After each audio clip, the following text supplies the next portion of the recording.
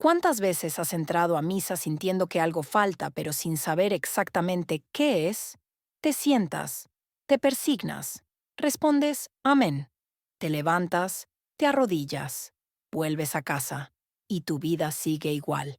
Tus hijos siguen en lucha, tu matrimonio sigue frío, tu casa sigue sin paz. Y tú te preguntas en silencio, ¿por qué, si voy a misa, nada cambia?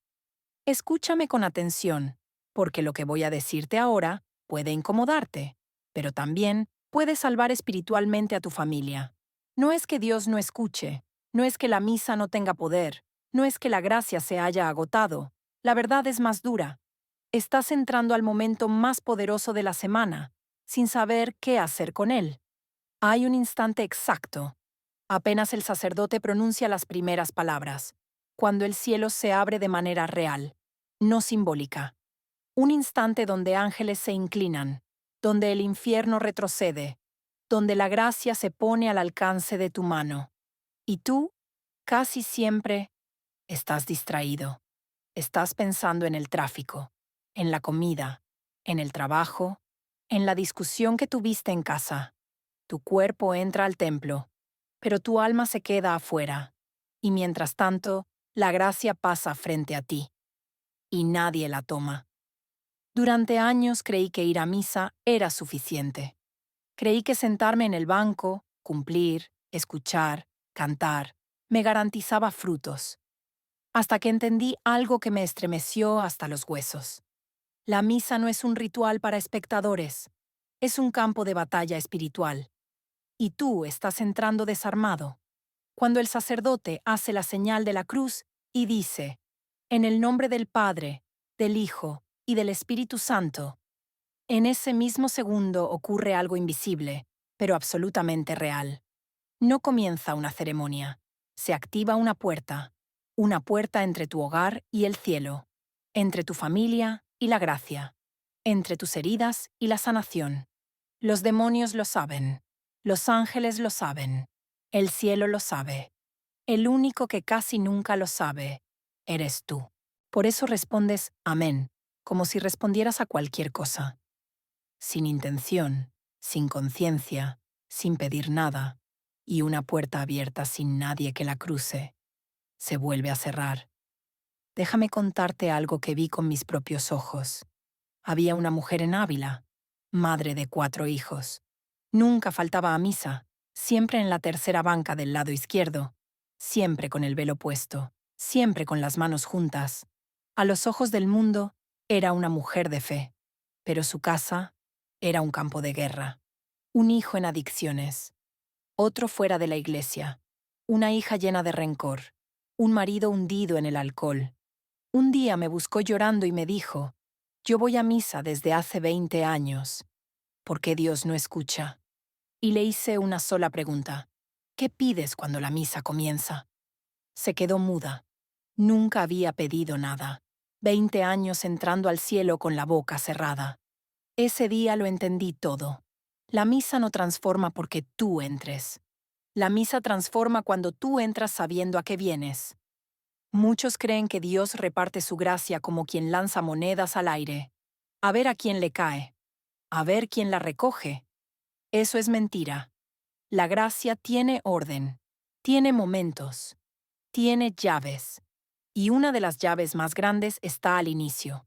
Cuando la Trinidad es invocada, tú tienes derecho, sí, derecho espiritual, a presentar tu causa, tu familia, tu herida, tu miedo, tu hijo, tu esposo, tu casa. Pero casi nadie lo hace, y luego se quejan. Mi hijo no cambia, mi matrimonio no sana, mi fe está seca. Dios no me escucha. No es que Dios no escuche, es que tú no sabes cuándo hablar. ¿Sabías que puedes pasar años entrando a misa y salir siempre igual? Físicamente alimentado, espiritualmente hambriento, porque nunca aprendiste a reclamar lo que se te da. Hay padres que van a misa todos los domingos y sus hijos se pierden. Hay esposos que comulgan y su matrimonio muere. Hay madres que rezan y su casa sigue llena de sombras. No porque la misa no tenga poder, sino porque ese poder no se activa solo, se activa con intención, Se activa con conciencia. Se activa con petición. El cielo no se impone, el cielo responde. Y responde a quien sabe pedir. Voy a decirte algo que quizá nadie te dijo con esta claridad. Si tú entras a misa sin presentar a tu familia ante Dios desde el primer instante, la estás dejando espiritualmente expuesta. Expuesta a la división, expuesta al engaño, expuesta al cansancio del alma, expuesta a todo lo que no ves, pero actúa. Luego te sorprendes cuando llegan las crisis, cuando la enfermedad toca la puerta, cuando el matrimonio se enfría, cuando tus hijos se rebelan. Pero la verdad es que nunca levantaste el escudo, nunca cubriste, nunca cerraste puertas, nunca reclamaste lo que ya era tuyo. Recuerdo a un hombre en Toledo, padre de 3 hijas. Iba a misa solo por compromiso. Se sentaba, cruzaba los brazos, esperaba que todo terminara. Años después, sus 3 hijas habían abandonado la fe.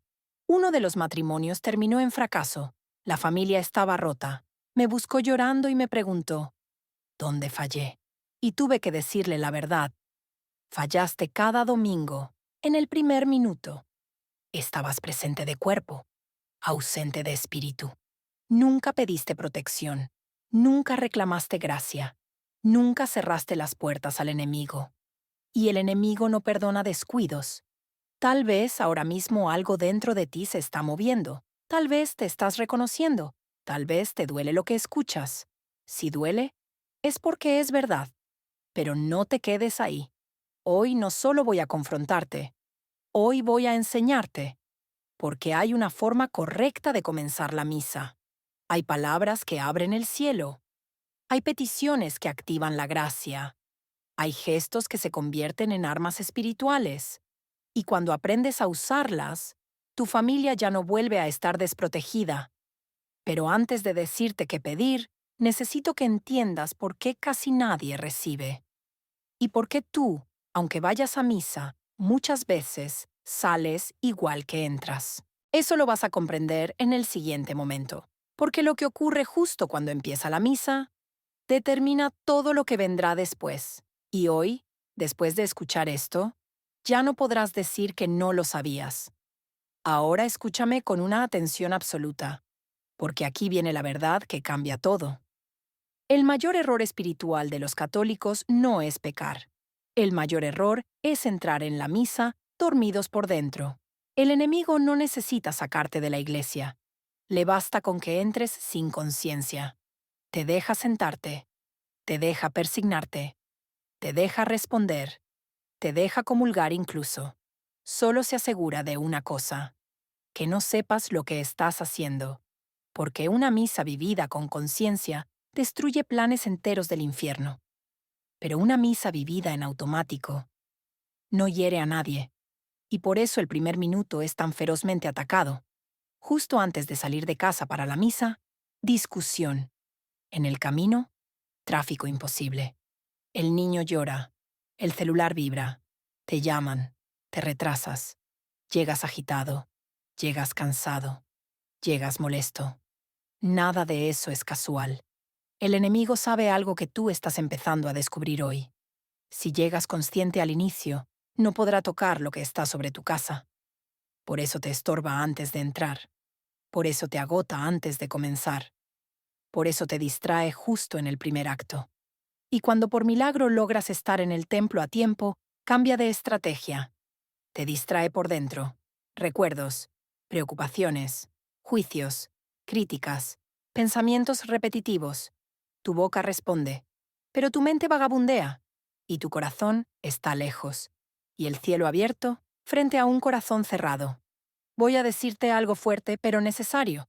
Nunca se empieza una misa desde el banco, se empieza desde el corazón. Si tú entras al templo sin haber decidido interiormente, hoy vengo a pelear por mi familia, ya perdiste medio combate. La misa no es un espectáculo, no es un hábito social, no es una herencia cultural. Es una guerra invisible, donde se decide el destino espiritual de tu hogar, y tú has estado entrando sin armadura. Por eso ves repetirse ciclos. Por eso ves caídas que no entiendes. Por eso ves puertas que nunca se abren. Por eso luchas y te cansas. Porque luchas solo. Pero hoy eso empieza a cambiar. Porque si llegaste hasta este punto del mensaje, no es casualidad. El cielo te está despertando. Quiero que imagines esto con claridad. Tú entras al templo. El sacerdote entra al altar. Todos se ponen de pie. Hace la señal de la cruz y pronuncia el nombre de la Trinidad. En ese instante exacto, el tiempo se rasga. El ahora se conecta con la eternidad. Y tú tienes permiso para hablar. No después. No en silencio distraído. No cuando ya estás cansado. Ahí. En ese punto preciso. Pero tú has respondido amén como quien responde a un saludo. Y has perdido el momento clave. Por eso en tu casa falta gracia. No porque Dios sea limitado, sino porque tú nunca abriste la puerta correcta. Escucha esto con temor santo. Dios respeta incluso tu ignorancia. Si no pides, no fuerza. Si no reclamas, no invade. La gracia no es impuesta, es ofrecida. Y tú has aprendido a vivir de ofertas no aceptadas. Había una joven madre en Segovia. Su hijo de 7 años enfermo. Nadie encontraba la causa. Ella rezaba, encendía velas, hacía promesas. Pero cada misa entraba igual, cansada, distraída, desesperanzada. Un día le pregunté, ¿qué pediste al comenzar la misa? Y me respondió, nada. Supongo que nada en concreto. Ahí estaba su herida. Oraba en todos los momentos, menos en el más poderoso de la semana. Le enseñé lo que hoy te estoy enseñando a ti. A presentarse, a pedir con nombre, a reclamar con intención. No magia, no misticismo vacío. Fe dirigida. A la séptima misa, su hijo fue sanado. Y no porque Dios recién decidió ayudarla, sino porque ella, por fin aprendió a entrar. Muchos creen que la fe es sentir, otros creen que es repetir, pero la verdadera fe es posicionarse. Y casi nadie sabe hacerlo. Entráis a misa como quienes entran a una sala de espera, con resignación, con costumbre, sin conciencia de autoridad espiritual. Pero tú no entras como un espectador, entras como representante de tu familia. Cuando tú entras, entra tu esposo. Cuando tú entras, entran tus hijos. Cuando tú entras, entra tu historia entera. Y si tú no hablas por ellos, ¿quién lo hará? Hay madres que dicen, yo rezo por mis hijos, pero entran a misa mudas espiritualmente. Hay padres que dicen, yo creo en Dios, pero jamás han presentado a su familia ante Él conscientemente. Y luego llegan los golpes. Y luego vienen las crisis. Y luego buscan explicaciones. Y la explicación siempre estuvo en el primer minuto. Voy a decirte algo con toda claridad. No basta con estar en el templo. Hay que estar espiritualmente presente. La presencia física sin conciencia es solo un cuerpo ocupando un espacio. Y el infierno no tiembla ante cuerpos, tiembla ante corazones despiertos. Tal vez ahora empiezas a entender por qué tu vida espiritual se siente seca, por qué tu fe parece estancada, por qué tus esfuerzos no dan fruto. No es que falte Dios, falta dirección. No es que falte poder, falta activación. Y esa activación comienza literalmente con tus primeras palabras interiores. Pero hasta hoy, nadie te lo explicó así. Te enseñaron a sentarte, te enseñaron a responder, te enseñaron a repetir, pero no te enseñaron a reclamar. Y hoy por primera vez lo estás comprendiendo. Y escucha esto con toda seriedad. Después de hoy, si entras a misa igual que antes, ya no será por ignorancia, será por decisión. Porque ahora sabes que ese primer momento define todo. Define cómo escucharás la palabra. Define cómo recibirás la Eucaristía. Define cómo saldrás a tu semana. Define si tu casa estará cubierta o una vez más expuesta. Tal vez ahora comprendes por qué hay gente que va a misa 30 años y sigue rota por dentro. Y hay otros que entran una sola vez con el corazón despierto y salen transformados para siempre. La diferencia no está en Dios. La diferencia está en cómo se entra. Y todo comienza, literalmente, en el primer gesto, en la primera palabra, en la primera intención. Ahora ya sabes lo que está en juego. Y en el siguiente momento voy a decirte exactamente qué debes pedir cuando comience la misa, para que la gracia no solo te toque, sino que cubra verdaderamente a tu familia, porque hay 3 peticiones que, cuando se hacen bien, cambian el destino espiritual de un hogar completo. Y esas 3 peticiones no las haces después. No las haces al final. Las haces desde el inicio. Y eso es lo que descubrirás ahora. Antes de pedir cualquier cosa a Dios, hay un momento invisible que decide si tu oración tendrá peso espiritual o si se quedará flotando en el aire como un sonido vacío. Ese momento ocurre incluso antes de que pronuncies una sola palabra. Ocurre en la disposición interior con la que entras a la presencia de Dios. Porque no todas las personas que están en la iglesia están realmente delante de Él. Muchos llegan físicamente, pero por dentro siguen en el tráfico, en el trabajo, en el problema, en la culpa, en la ansiedad. Se sientan, sacan el teléfono, miran alrededor, revisan mensajes, acomodan la ropa, observan a la gente y sin darse cuenta, desperdician los minutos más cargados de gracia de toda la semana. Porque el cielo no se abre cuando tú estás distraído. El cielo se abre cuando tú estás presente de verdad. Entrar a misa no es sentarse, es colocarse, es posicionarse, es asumir un lugar espiritual. No vienes solo por ti. Vienes cargando a tu familia entera sobre el corazón. Vienes representando a los que no pudieron venir, a los que están lejos, a los que están perdidos, a los que ya no rezan, a los que se han enfriado. En el mundo espiritual, cada persona que ora conscientemente entra como intercesor, y un intercesor no entra dormido, entra en vela. Hay personas que pasan años en la iglesia sin saber que desde el primer segundo podrían haber estado abriendo un cielo sobre su casa. No lo hacen por falta de fe, sino por ignorancia espiritual. Nadie les enseñó que antes de pedir, hay que colocarse. Nadie les explicó que la distracción también es una forma de renuncia, que cuando no estás consciente, renuncias sin saberlo al nivel de gracia que podrías recibir. Cuando entras a misa con la mente dispersa, entras sin autoridad. Cuando entras cansado pero atento, entras con poder. Esa es la diferencia. El cansancio no bloquea la gracia. La inconsciencia, sí. Por eso el primer acto interior no es pedir, es presentar. Presentar a tu familia delante de Dios. No en voz alta, dentro.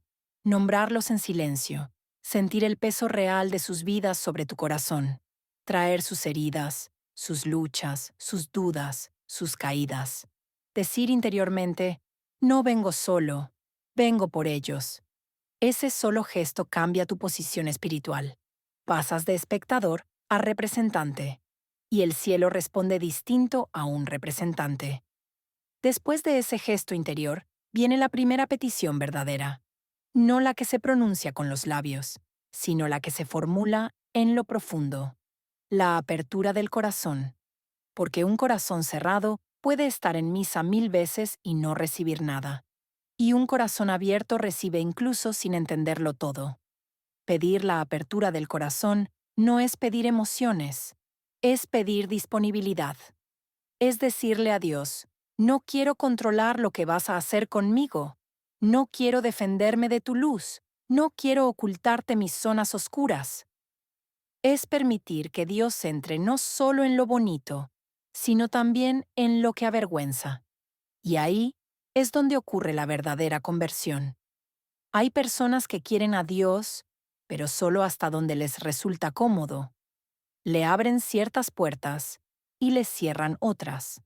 Le permiten tocar algunas áreas, pero protegen otras como si fueran territorio prohibido.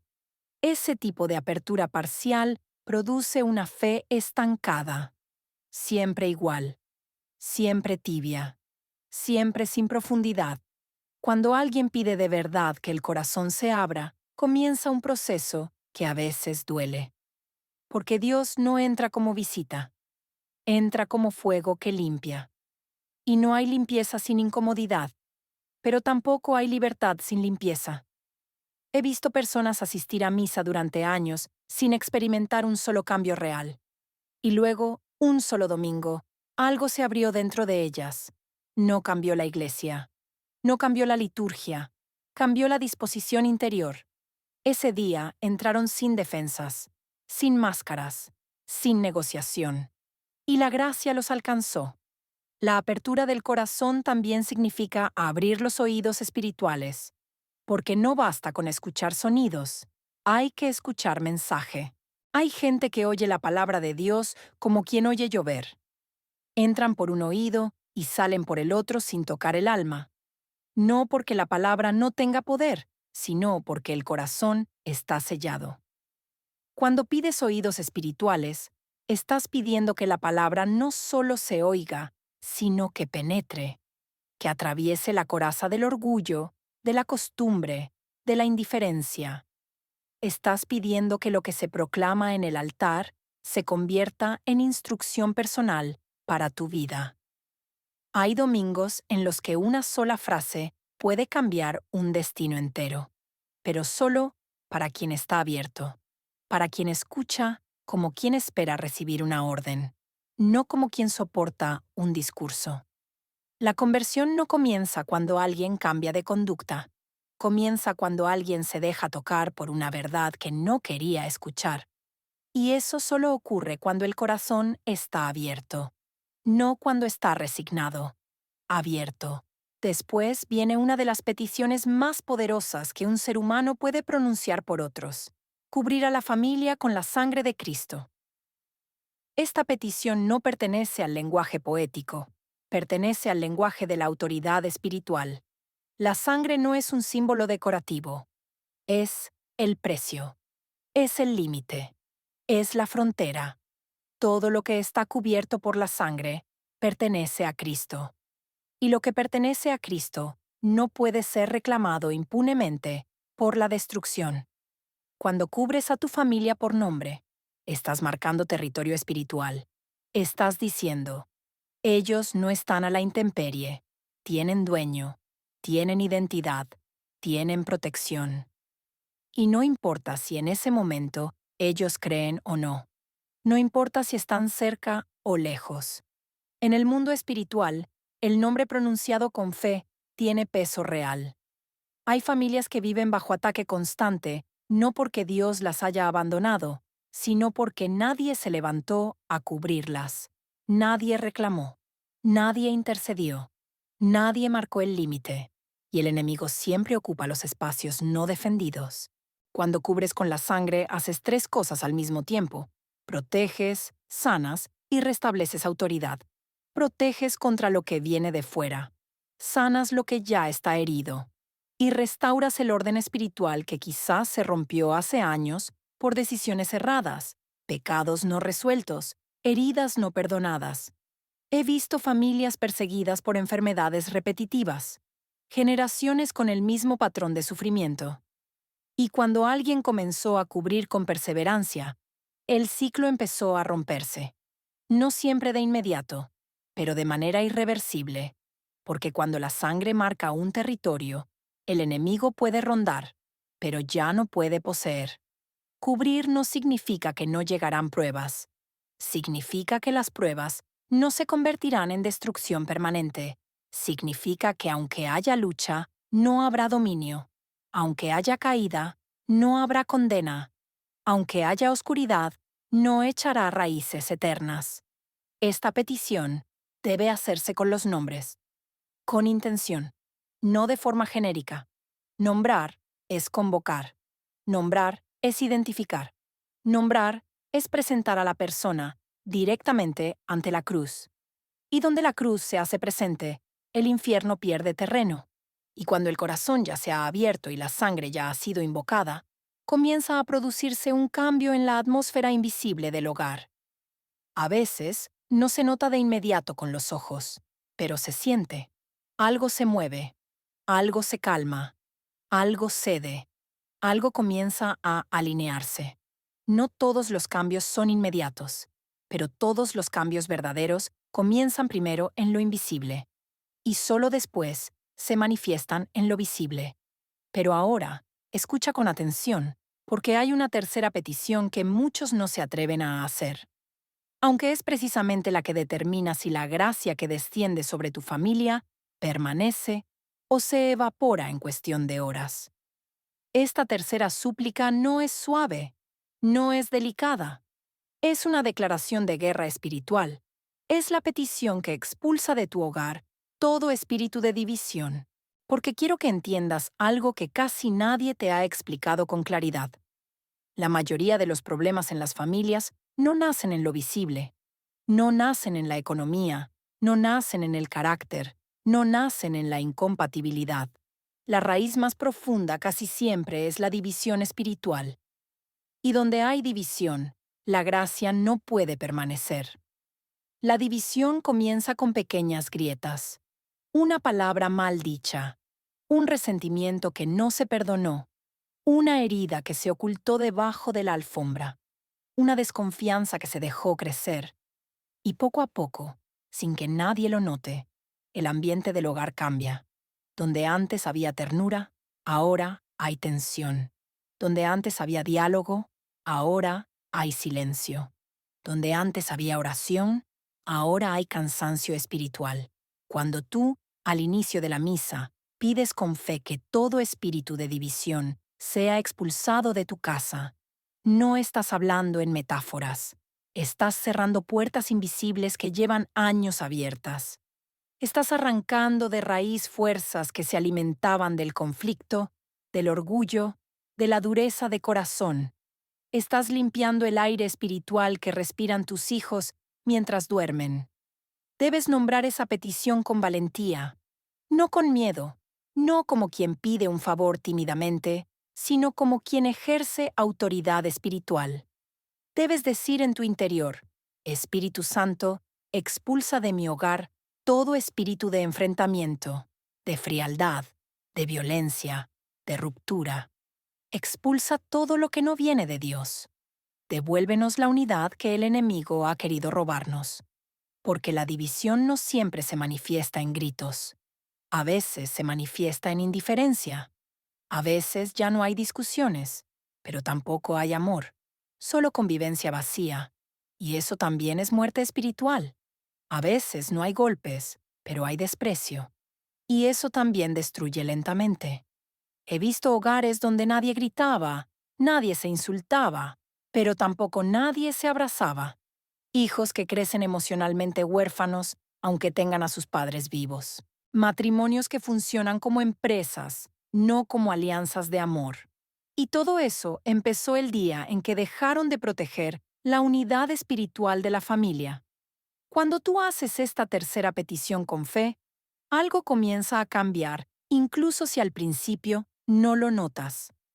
La atmósfera se vuelve distinta, las discusiones se vuelven menos intensas, las distancias comienzan a acortarse, la dureza empieza a ablandarse, la reconciliación encuentra terreno donde antes solo había orgullo.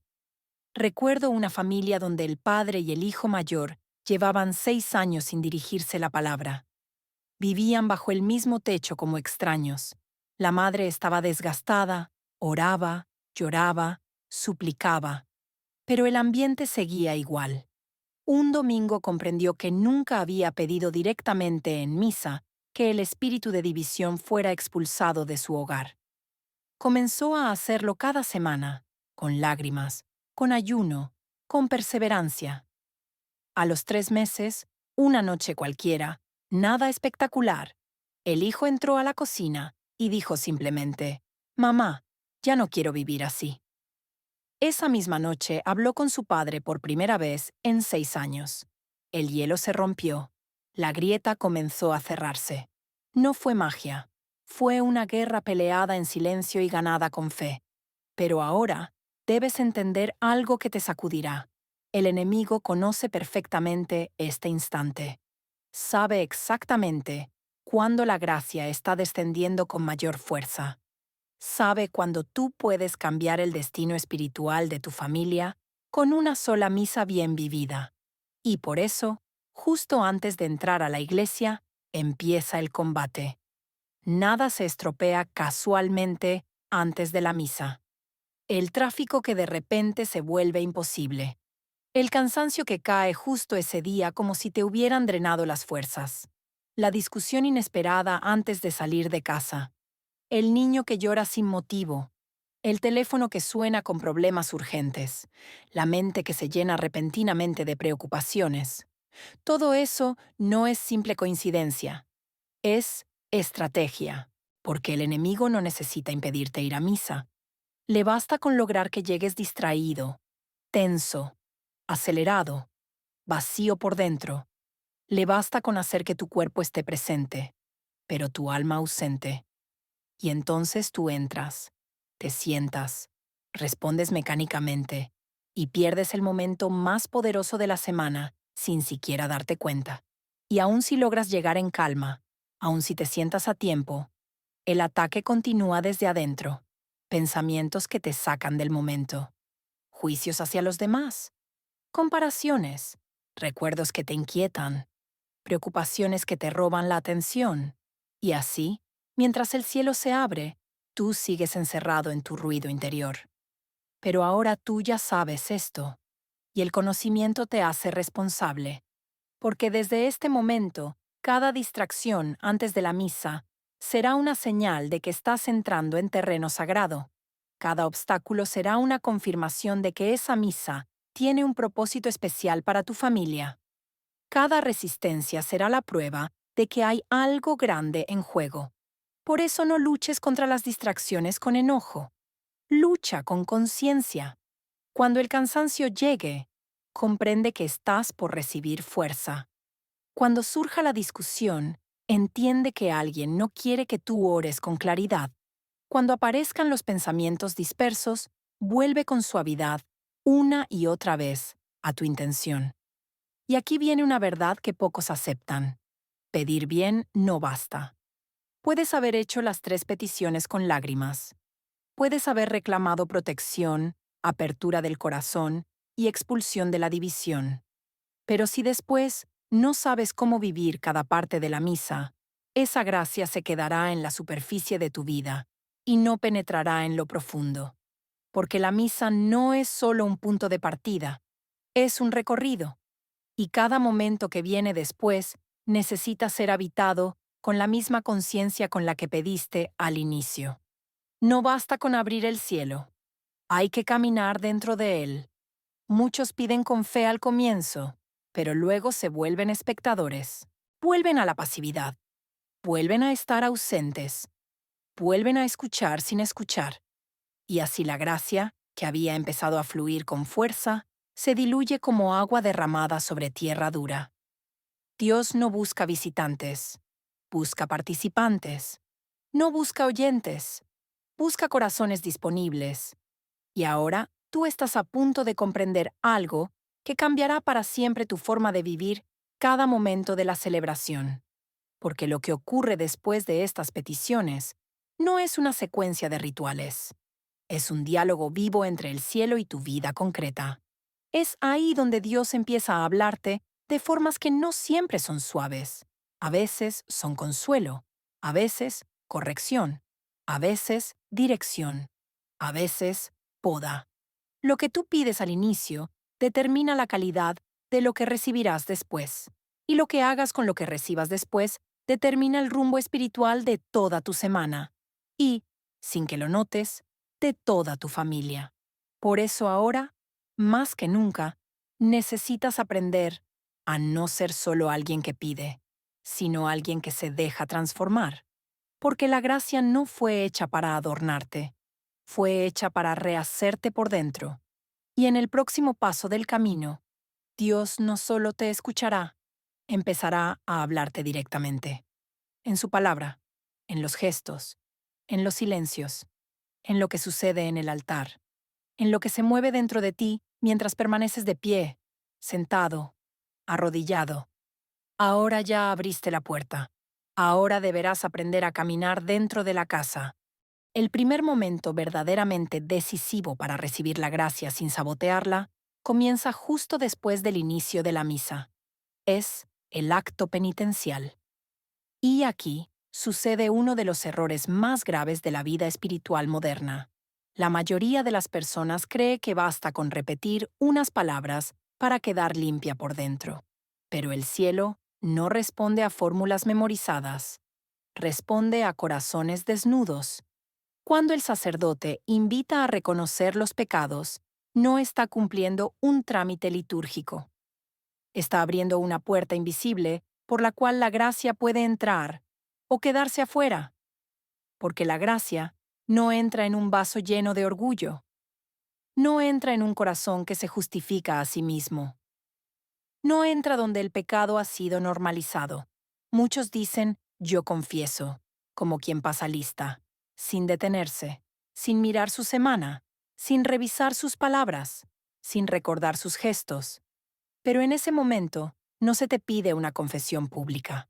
Se te pide algo más difícil, una verdad privada delante de Dios. Ahí, en silencio, debes nombrar lo que nadie ve: tu impaciencia, tu dureza, tu indiferencia, tu rencor oculto, tu falta de caridad, tu soberbia, tu tibieza, no de forma vaga, sino concreta, porque un pecado sin nombre es un pecado que sigue gobernando desde las sombras. Cuando golpeas tu pecho, no estás haciendo un gesto antiguo sin sentido. Estás reconociendo que tu propio corazón ha sido la causa de muchas caídas. Ese golpe no es castigo, es despertar, es decirle a tu alma, deja de huir. Y aquí se revela una ley espiritual inquebrantable. La gracia solo entra plenamente en un vaso limpio. Puedes estar en la misa, puedes responder todo, puedes comulgar incluso, pero si no permites que la verdad te atraviese en ese primer instante, la gracia se quedará en la superficie de tu vida. Te tocará, pero no te transformará. He visto personas ir durante décadas a misa sin cambiar una sola actitud interior, porque nunca permitieron que el acto penitencial les doliera de verdad. Nunca permitieron que la luz entrara hasta el fondo. Recuerdo a una mujer que se quejaba constantemente de que Dios no la escuchaba. Decía que rezaba, que asistía, que cumplía. Pero su carácter era duro. Sus palabras hacia su familia eran cortantes. Su juicio hacia los demás era constante. Un día, por primera vez, decidió vivir el acto penitencial con conciencia real. Nombró interiormente cada palabra hiriente de la semana, cada orgullo, cada desprecio disfrazado de carácter fuerte. Y por primera vez lloró en silencio durante la misa, no por emoción, sino por verdad. A partir de ese día, su vida espiritual cambió. No porque Dios cambiara, porque ella se dejó tocar por la luz. Sin ese momento de quiebre interior, todo lo que viene después se convierte en ruido sagrado, hermoso, pero estéril. Y cuando el corazón se ha vaciado de sí mismo, entonces puede comenzar a llenarse de Dios. Por eso, inmediatamente después del perdón, comienza la liturgia de la palabra. Aquí ocurre otro drama silencioso. Dios habla, pero pocos escuchan. Sus palabras atraviesan el aire, pero no atraviesan la vida. Y no porque Él no hable con fuerza, sino porque el oyente no está realmente presente. Muchos escuchan la palabra como quien escucha una historia ajena, como si fuera algo dirigido a otros, como si el mensaje siempre estuviera destinado al vecino de banca. Pero la palabra proclamada no es genérica. Es personal, siempre es personal. Cada lectura que se proclama ha sido preparada por la providencia para esa asamblea concreta, para ese día, para ese momento de tu vida. No es casualidad que tú estés ahí escuchando esa frase y no otra. Nada es casual en el lenguaje de Dios. Pero para recibir la palabra como mensaje personal, hay que hacer algo que casi nadie hace: escuchar con intención de obedecer, no con intención de analizar, no con intención de criticar, no con intención de comparar. sino con disposición a dejarse herir por la verdad. Debes escuchar preguntándote, ¿qué me quiere decir hoy Dios a mí? No al mundo, no a mi esposo, no a mis hijos, a mí. La mayor parte de las personas se protegen de la palabra. Cierran el corazón antes de que el mensaje llegue, porque intuyen que la palabra siempre pide cambio. Y cambiar cuesta. Pero cuando alguien escucha de verdad, una sola frase puede romper una vida entera por dentro, para reconstruirla de otro modo. Conocí a un hombre que llevaba 20 años sin hablar con su padre. Orgullo, resentimiento, heridas no sanadas. Fue a misa por compromiso, sin buscar nada. Durante el Evangelio escuchó una sola frase: si no perdonan de corazón, tampoco el Padre los perdonará. Nada más. Esa frase cayó dentro de él como un golpe seco. No lo sintió como reproche, lo sintió como revelación. Comprendió que su prisión no era su pasado, sino su rencor. Esa misma tarde llamó a su padre. A los 15 días estaban reconciliados. Y su vida entera cambió de dirección. No por un sermón largo, por una sola frase escuchada con alma despierta. Pero esto no sucede por azar.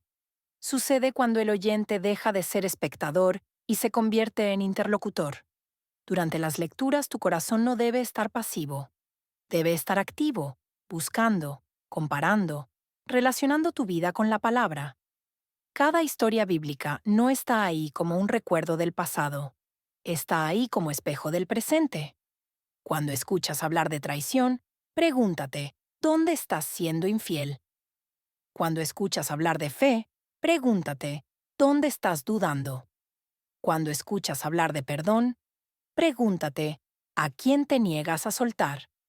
Cuando escuchas hablar de obediencia, pregúntate qué te resistes a cambiar. La palabra no fue hecha para alimentar tu intelecto religioso. Fue hecha para desarmar tus defensas interiores. Y luego viene el Salmo. Ese momento que muchos viven como un simple canto entre lecturas. Pero el Salmo no es relleno, es respuesta. Es la voz del alma hablando directamente a Dios después de haberlo escuchado. Cuando respondes un salmo sin conciencia, pierdes una oportunidad de sellar espiritualmente lo que Dios te está diciendo, porque el salmo no es una repetición poética, es una declaración espiritual. Es tu forma de decirle a Dios: acepto lo que me estás mostrando. Si el salmo proclama confianza, es porque necesitas confiar. Si proclama clamor, es porque necesitas llorar delante de Dios. Si proclama esperanza, es porque estás siendo sostenido. Si proclama arrepentimiento, es porque estás siendo llamado a volver. He visto historias de conversión comenzar en un salmo aparentemente simple. Personas que nunca lloraban, llorar por primera vez. Personas endurecidas quebrarse sin saber por qué. Personas desesperadas volver a respirar con un solo verso repetido con fe. Porque la palabra no se limita a informar. La palabra actúa, penetra, divide, sana, despierta. Y cuando encuentra un corazón abierto, siempre deja huella. Pero también hay otra advertencia silenciosa. Cuando escuchas muchas veces y nunca aplicas nada, la palabra comienza a dejar de doler. Y cuando la palabra deja de doler, el alma comienza a dormir. Ese es uno de los peores estados espirituales. Escuchar sin escuchar. Estar presente sin estar disponible. Oír sin dejarse tocar. Porque entonces, poco a poco, la gracia se vuelve costumbre. Y la costumbre se vuelve indiferencia. Si hoy estás escuchando esto y te das cuenta de que llevas años oyendo sin obedecer, no te acuses. Despierta. Aún estás a tiempo. El hecho de que esto te incomode es señal de que tu corazón sigue vivo. Porque solo el corazón vivo puede sentirse interpelado. Y ahora que el corazón ha sido limpiado en el arrepentimiento y la palabra ha comenzado a tocar las heridas internas, el alma queda en una condición muy particular, desnuda, sensible, permeable. Es justamente ahí cuando se acerca el momento más poderoso del universo. Pero para comprender lo que sucede después, Primero debes entender esto con total claridad. La gracia nunca irrumpe en la fuerza. Siempre entra por las rendijas que abre la humildad. Y esas rendijas las acabas de abrir en silencio, sin darte cuenta, mientras creías que solo estabas escuchando lecturas. Y entonces llega el instante ante el cual tiemblan los cielos y se repliega el infierno. Llega la consagración, el momento más poderoso del universo. No existe en la creación un segundo más denso de eternidad que ese en el que el sacerdote eleva el pan y pronuncia las palabras que rompen las leyes del tiempo. Para muchos, es solo un gesto repetido. Para el cielo es una herida abierta en la tierra por donde Dios vuelve a descender. Cuando el sacerdote dice, «Esto es mi cuerpo», no está hablando en símbolo. El pan deja de ser pan, se convierte en presencia real. Cuando eleva el cáliz y dice, «Esta es mi sangre», el vino deja de ser vino. El sacrificio del Calvario irrumpe otra vez, vivo, actual, presente, y tú estás ahí, en medio del mayor acto de amor que jamás ha ocurrido. Pero la pregunta es una sola. ¿Estás realmente ahí o solo estás parado? Muchos miran sin ver, se arrodillan sin adorar, inclinan la cabeza sin comprender. Y en ese descuido se pierde una fuerza capaz de cambiar generaciones enteras.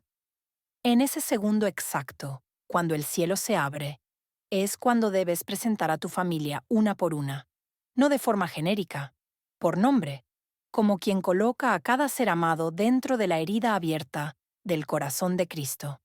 Señor, te entrego a mi esposo. Señor, te entrego a mi hija. Señor, te entrego a mi madre. Señor, te entrego a mis hijos que se han alejado. No es un pensamiento piadoso, es un acto espiritual real, porque lo que se presenta en la consagración queda espiritualmente tocado por la sangre. En ese instante debes pedir cobertura, no con ansiedad, con autoridad, con fe silenciosa, porque la fe no grita, la fe se apoya con peso eterno.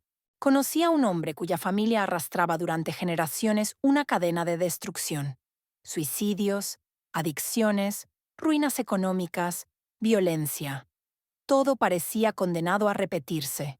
Durante años asistió a misa sin saber qué hacer en la consagración, hasta que un día comprendió este secreto. Empezó a presentar su linaje completo ante el cuerpo y la sangre de Cristo, domingo tras domingo, sin emoción exagerada, con perseverancia desnuda. En menos de un año, su hijo abandonó la droga, su hermano salió de la ruina. Su madre fue liberada de una depresión de décadas. No fue un espectáculo, fue un proceso. La consagración se convirtió en un punto de inflexión invisible, porque cuando la sangre de Cristo toca una historia, aquello que parecía maldición comienza a resquebrajarse. Pero inmediatamente después llega otro momento lleno de peligro espiritual, la comunión. Aquí se cometen los errores más graves de la vida sacramental. Muchos se acercan a comulgar por costumbre, por presión social, por hábito automático, sin haberse examinado, sin haber confesado pecados graves, sin haber roto vínculos de oscuridad. Y la Escritura es clara: quien recibe indignamente se hiere a sí mismo. La comunión no es un derecho, es un privilegio, y todo privilegio trae una responsabilidad espiritual. No puedes recibir al Dios vivo con un corazón dividido. No puedes unir el cuerpo de Cristo a una vida que públicamente lo niega. No puedes pretender intimidad divina mientras alimentas una doble vida. Antes de avanzar en esa fila, una sola pregunta debe atravesarte. Estoy en estado de gracia. Si sabes que cargas un pecado grave no confesado, no te acerques. No por castigo, por protección. Porque la Eucaristía no destruye a quien es débil, pero sí sacude a quien se presenta falsamente limpio. He visto vidas quebrarse por jugar con el fuego sagrado. Y también he visto vidas renacer cuando alguien decide por primera vez respetar el misterio. Pero cuando el alma está en gracia, Cuando se acerca con hambre verdadera, la comunión se vuelve un lugar de milagros silenciosos. Cuando recibes el cuerpo de Cristo, no debes tragarlo como quien consume algo externo. Debes recibirlo como quien acoge una presencia que va a habitarte. Ahí, en tu banco, con los ojos cerrados, tienes algunos de los minutos más poderosos de tu semana. Dios no está sobre ti, está dentro de ti. Ese es el momento de presentar aquello que no has podido cargar solo. No con discursos, con verdad, sin fórmulas, sin teatro, como un hijo que se apoya sobre el pecho del padre. He visto a personas recibir en ese silencio interior la fuerza para salir de relaciones destructivas. He visto a enfermos recibir una paz que ningún diagnóstico había logrado darles. He visto a quienes iban a rendirse encontrar una claridad que los sostuvo de pie. No siempre hay sensaciones, pero siempre hay una obra silenciosa. Y luego, cuando la comunión termina, sucede algo que casi nadie advierte. La gracia queda desprotegida si no se cuida. Muchos creen que todo termina al decir amén. Pero en realidad, lo más frágil comienza ahí, porque la gracia recibida es como una llama recién encendida. Si soplas mal, se apaga. Si la expones sin cuidado, se extingue. Si la abandonas sin guardia, se pierde. Lo que hagas en los minutos siguientes define si lo que acabas de recibir dará fruto o quedará estéril. Por eso, la misa no termina cuando el sacerdote guarda los vasos sagrados. Termina cuando tú sales al mundo con la gracia intacta o ya derramada. Aquí se abre el terreno donde la mayoría pierde todo sin darse cuenta. Salen de la iglesia y discuten en el estacionamiento. Critican al coro. Se burlan de alguien. Se sumergen en el ruido, en la queja, en la prisa. Y en cuestión de minutos, lo que cayó del cielo se ha desvanecido. La gracia no se pierde por grandes pecados a veces, se pierde por pequeñas negligencias mantenidas. El corazón que acaba de recibir a Dios no puede volver inmediatamente a la dispersión sin pagar un precio espiritual. Por eso, los primeros minutos después de la misa son decisivos. Son minutos de sellado, de protección, de silencio interior, de gratitud. Un alma sabia guarda silencio, agradece, respira, protege lo que acaba de recibir. Pero el mundo moderno enseña lo contrario: velocidad, ruido, consumo, distracción. Y allí comienza la erosión lenta de la obra de Dios. Muchos se preguntan por qué nada cambia, por qué repiten años de vida espiritual sin frutos reales. Van, comulgan, rezan, pero su carácter sigue igual, sus relaciones igual, su casa igual. No porque la gracia no esté allí, porque no saben custodiarla. La gracia no se desperdicia en la iglesia, se pierde después. Y aquí se abre una verdad dura pero liberadora. La misa no es un acto aislado dentro de tu semana. Es el centro espiritual de todo lo que vivirás después. Lo que ocurre ahí debe ordenar los otros 6 días. Si no los ordena, entonces la misa se convierte en un punto desconectado de tu vida real. No puedes recibir a Dios el domingo y vivir como si no existiera de lunes a sábado. Esa fractura interior enferma lentamente al alma. La coherencia no es perfección, es dirección. No se te pide santidad instantánea, se te pide un rumbo claro. Cuando sales de la misa, debes salir con una decisión interior, aunque sea pequeña, aunque sea una sola.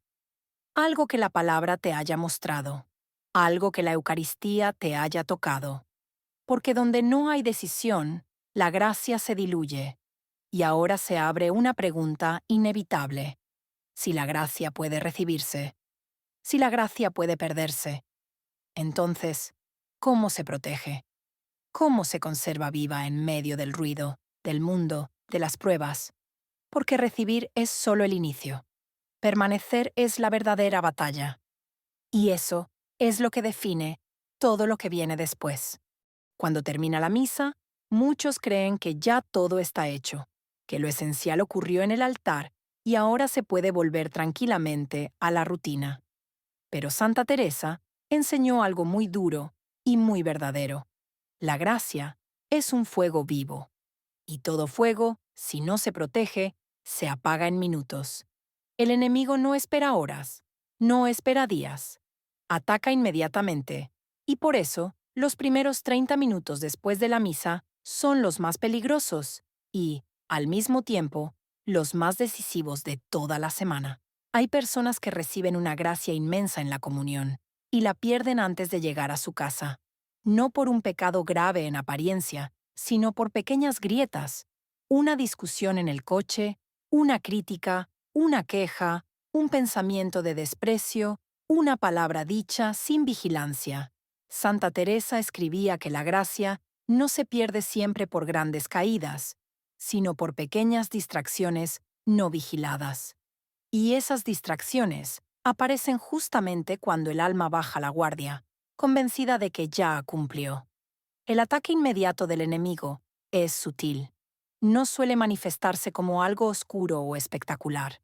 Se presenta como cansancio repentino, impaciencia, irritación sin causa, pensamientos de juicio hacia otros, comentarios aparentemente inofensivos. Sales del templo en paz y de pronto alguien te molesta. Un niño llora. El tráfico te desespera. Alguien hace un comentario que te irrita. Y si reaccionas sin vigilancia, esa paz se rompe como un vaso de cristal. Santa Teresa decía que el demonio no necesita grandes pecados para robar la gracia. Le basta con romper el clima interior donde la gracia estaba actuando.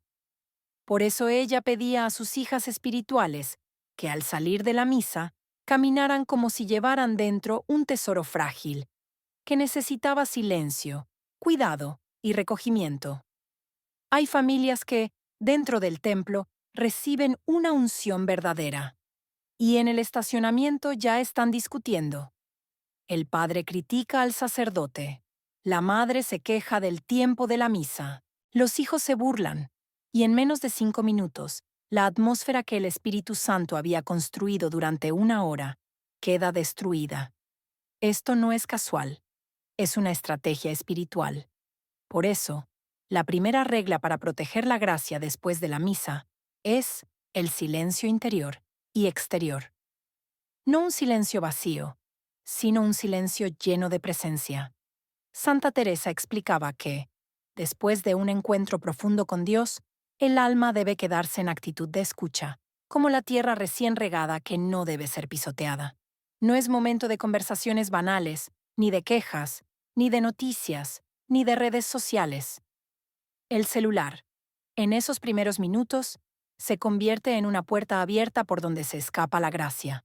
Cada estímulo innecesario dispersa el alma que aún está siendo trabajada por Dios. La segunda protección es la acción de gracias consciente, no una oración automática, sino un agradecimiento que brota del corazón. Dar gracias por haber estado en la presencia real de Cristo. Dar gracias por la comunión recibida. Dar gracias por la vida, por la familia, por lo visible y lo invisible. Santa Teresa afirmaba que la gratitud sella la gracia en el corazón. Lo que no se agradece, se pierde. Lo que se agradece, permanece. Luego viene algo muy poderoso, y hoy casi olvidado: la música sagrada. Lo que el oído recibe después de la misa influye directamente en la permanencia de la gracia. Si salimos del templo y llenamos el ambiente con ruido, música vulgar, gritos, conversaciones llenas de tensión, el alma se desordena. Pero si el hogar se llena de cantos suaves, de alabanza, de silencio respetuoso, la gracia encuentra un espacio donde quedarse. La oración en familia es otra muralla de protección. No hace falta algo largo. Basta un Padre Nuestro dicho con fe. Una oración breve donde se entregue a Dios lo recibido en la misa. La gracia que se comparte se multiplica. La gracia que se encierra se debilita. Santa Teresa insistía en que el domingo no es solo un día religioso, sino un día consagrado.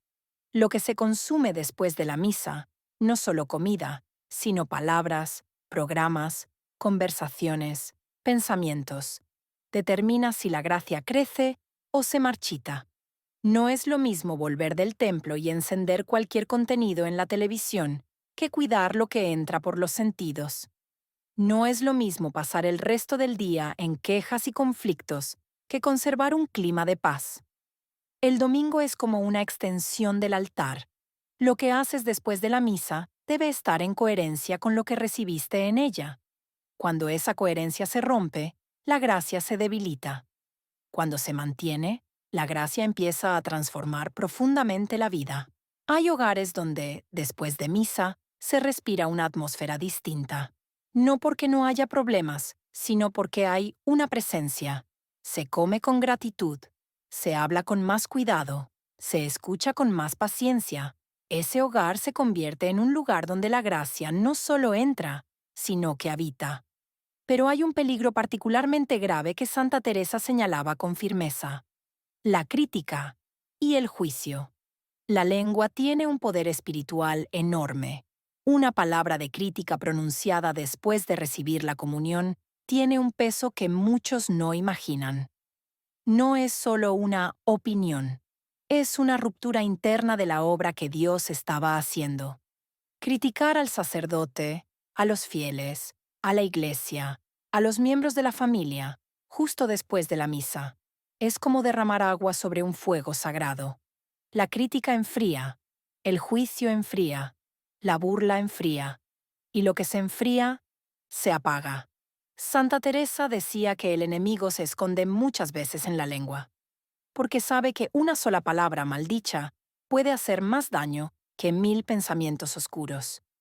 La palabra crea atmósferas. La palabra construye o destruye. La palabra abre o cierra puertas. Por eso, proteger la gracia es, ante todo, vigilar lo que se dice. Hay personas que no cometen grandes pecados, pero viven en una crítica constante, y esa crítica continua actúa como un drenaje permanente de la gracia. Vivir la semana desde la misa significa entender que el domingo no es un evento aislado, sino el centro espiritual de toda la vida. Lo que se recibe el domingo debe alimentar el lunes, sostener el martes, ordenar el miércoles, fortalecer el jueves, purificar el viernes y preparar el sábado. Cuando esto ocurre, la vida deja de ser una sucesión de días desconectados y se convierte en un camino continuo en la presencia de Dios. Santa Teresa vivía así.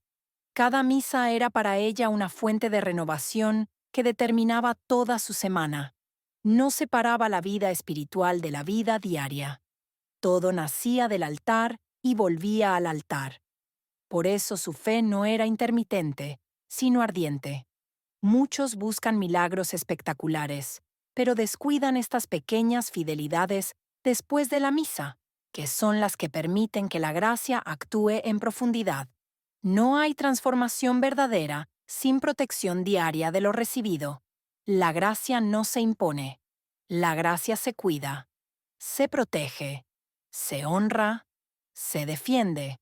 Y cuando se hace así, comienza a transformar los hogares desde dentro, lentamente, silenciosamente, pero con un poder irresistible. Hay un momento en la vida espiritual en el que el alma comprende algo doloroso pero liberador. No todo ataque viene de fuera. Muchas veces somos nosotros mismos quienes, sin notarlo, abrimos grietas por donde la gracia se escapa. Santa Teresa lo decía con una claridad estremecedora. No es el mundo el que más roba a las almas, sino su propia falta de vigilancia. Y esta vigilancia no es tensión ni miedo, es conciencia viva de que dentro habita un fuego que necesita cuidado. Después de la misa, el peligro no siempre viene como tentación evidente. Muchas veces llega disfrazado de costumbre. Siempre ha sido así en mi familia. Siempre discutimos los domingos. Siempre terminamos cansados y de mal humor. Pero lo que se repite sin conversión se convierte en una fortaleza que bloquea la gracia. Y la gracia no destruye por la fuerza. Espera una rendija por donde entrar. Santa Teresa sabía que el enemigo no necesita robar todo. Le basta con reducir la intensidad del fuego. Un pequeño enfriamiento hoy, otro mañana, y en pocas semanas, aquello que ardía apenas humea. Por eso ella enseñaba a vivir los días posteriores a la misa como una prolongación del altar.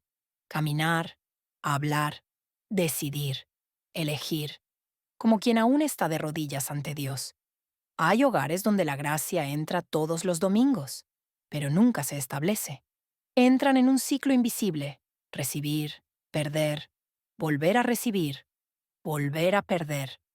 Y llega un momento en que las personas dicen: ya no siento nada, la misa ya no me mueve, todo me da igual. No es que Dios se haya ido, es que la gracia nunca fue protegida. La crítica, la queja, el juicio constante son como términos de contrato con el vacío espiritual. Cuando una familia vive instalada en la desvalorización mutua, la gracia se vuelve visitante ocasional, no habitante permanente, y el enemigo lo sabe. Por eso provoca discusiones inútiles, palabras filosas, ironías, sarcasmos, porque cada palabra cargada de desprecio tiene un impacto espiritual real. Hay algo que Santa Teresa repetía a sus hijas espirituales: no espíritus grandes en palabras pequeñas. Con esto quería decir que no hay transformación profunda donde la conducta diaria contradice constantemente lo que se recibe en la oración. La vida espiritual no se sostiene con momentos intensos, sino con una coherencia silenciosa. Y aquí aparece un punto clave. La protección de la gracia no es solo evitar el mal, es elegir activamente el bien. No basta con no discutir, hay que sembrar paz. No basta con callar, hay que bendecir. No basta con evitar el pecado, hay que practicar la caridad concreta. Cuando una familia, después de misa, elige conscientemente un clima distinto, más lento, más respetuoso, más agradecido, algo comienza a sanar de manera invisible. Las tensiones antiguas no desaparecen en un día, pero comienzan a perder fuerza. Las palabras dejan de herir como antes. Los silencios dejan de ser vacíos y se vuelven protectores. La gracia empieza a tomar raíz. Santa Teresa explicaba que hay almas que quieren resultados rápidos, pero no están dispuestas a cambiar el ritmo de su vida. Quieren la paz, pero no el silencio. Quieren la gracia, pero no la disciplina interior. Quieren el milagro, pero no la constancia. Y la gracia, aunque es don gratuito, necesita un terreno donde echar raíces. Vivir la semana desde la misa significa comenzar a medir todo con otro criterio. No solo con lo que conviene, con lo que da placer, con lo que es cómodo, sino con una pregunta más profunda. ¿Esto protege o debilita la gracia que recibí? Esa sola pregunta cambia la manera de hablar, de reaccionar, de elegir. El lunes deja de ser simplemente el inicio de la carga laboral. Se convierte en una extensión del altar. El cansancio existe, pero ya no gobierna. El conflicto aparece, pero ya no dirige las decisiones. Hay una centralidad nueva que organiza el alma desde dentro. Santa Teresa vivía esto de una forma radical. Para ella, la vida no estaba dividida entre lo sagrado y lo cotidiano. Todo era lugar de encuentro con Dios. El trabajo, la enfermedad, las incomprensiones, las contradicciones, los silencios prolongados. Todo se convertía en ofrenda, y por eso su vida no fue solo mística, fue profundamente fecunda. Cuando la gracia es protegida, comienzan a verse frutos que no pueden explicarse solo por la psicología o la voluntad humana. Cambia la manera de mirar a los hijos. Cambia la manera de hablar con el esposo o la esposa. Cambia la reacción ante los problemas. No desaparecen las pruebas, pero ya no destruyen por dentro. La crítica pierde fuerza. El resentimiento ya no se alimenta igual.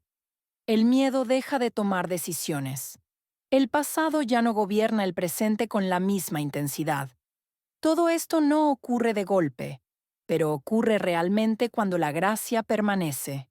Y aquí Santa Teresa nos enfrenta con una verdad directa. No se puede vivir como si la misa fuera un paréntesis espiritual dentro de una vida desordenada. O la misa transforma la vida, o se vuelve un rito estéril. No por culpa de Dios, sino por falta de protección de lo recibido. La gracia no es frágil en sí misma, es poderosa, pero respeta profundamente la libertad, no se impone, no obliga, no invade. Si el alma se abre, entra. Si el alma se distrae, espera. Si el alma se endurece, se retira en silencio. Por eso la vigilancia no es miedo, es amor. Solo se cuida lo que se ama de verdad. Solo se protege lo que se considera valioso. Cuando una familia comienza a proteger la gracia, demuestra que ha entendido el valor del tesoro que recibe. Santa Teresa enseñaba que el alma que sabe guardar la gracia se convierte poco a poco en un espacio donde Dios descansa. Y cuando Dios descansa en un hogar, aunque haya problemas, aunque haya cruces, aunque haya luchas, hay una paz profunda que no depende de las circunstancias. Y esta es la gran diferencia entre una fe vivida solo el domingo y una fe encarnada en toda la semana. La primera se agota rápido. La segunda transforma todo lentamente. Ahora escucha esto con atención. No proteger la gracia no significa necesariamente perderla en pecado grave. También puede significar acostumbrarse a vivir sin su fuego. Y eso es quizá la pérdida más dolorosa. Seguir cumpliendo, seguir asistiendo, seguir creyendo, pero sin vida interior. Santa Teresa no vivió para cumplir con lo mínimo, vivió para arder, para que todo en ella fuera atravesado por la presencia de Dios. Y por eso su vida sigue hablando siglos después, porque donde la gracia es cuidada, el tiempo no la apaga.